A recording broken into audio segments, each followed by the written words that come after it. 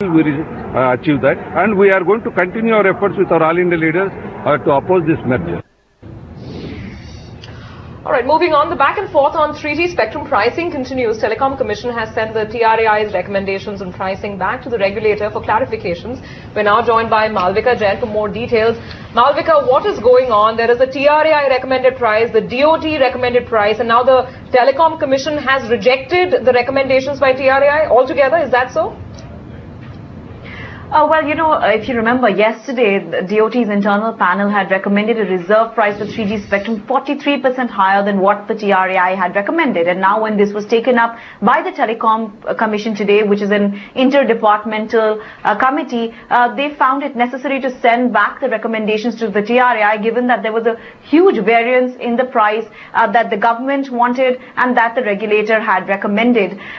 So now, you know, there is no clarity on when the 3G auction is going to be held and what the quantum of spectrum is going to be. Remember that the government had expressed its intent to auction 3G spectrum along with 2G spectrum in the month of February. But for that to happen, clarity is the need of the hour. Right, thanks, Malvika, for joining us with those details. There you go. You know, we have to figure out what the government is still planning to do. The press release had made it pretty clear it does want to have simultaneous auctions, at least as far as the 3G spectrum also goes. The new April 2016, that's the new deadline for companies in India to implement the convergence with International Financial Reporting Standards, or IFRS, and that means every company with a net worth of 500 crore rupees and above will have to prepare 2 sets of accounts. Malvika, you know, has that story. Balance sheets like these may not be enough to satisfy Indian laws starting April 2016.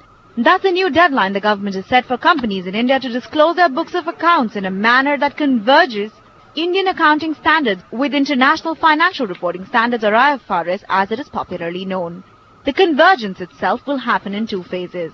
In phase 1, which kicks in from April 2016, all companies with a net worth of 500 crore rupees or more will have to prepare IFRS converged accounts. In phase 2, which comes into effect a year later, April 2017, companies with a net worth between 250 crore rupees to 500 crore rupees will have to follow suit.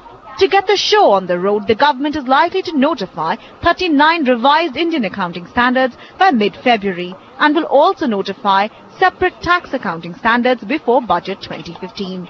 But the fact that in a little over 12 months these companies will have to put together 2 sets of accounts has experts hoping a lot more clarifications come in soon. The key question really is how would companies then, you know, align 2 sets of books, particularly from, you know, minimum alternate tax standpoint, because that's based on book profits, or from withholding tax. Now, some of these questions hopefully would get clarified before the first set of financial statements under IFRS come out. Having 2 sets of records for the purpose of the taxation and accounting is not desirable. On the other side of it, we should have come up with some kind of tax changes, the changes in the direct taxes, for the purposes of the implementation of the Ind-AS. But that's not going to be. Global tax experts say that despite these concerns, the fact that concrete steps are finally being taken to in-IFRS convergence will play a vital role in pushing India's growth momentum higher. It's a positive development for foreign direct investment.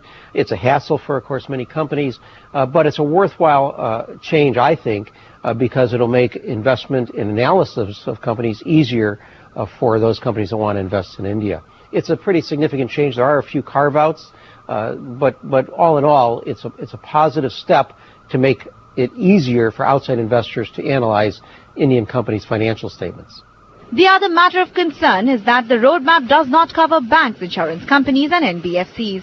And while corporate India waits for more clarifications, it will have to move quickly. After all, it has a little over 12 months to come to terms with the procedural and cost implications of maintaining 2 sets of accounts. In New Delhi, Malvika Jain.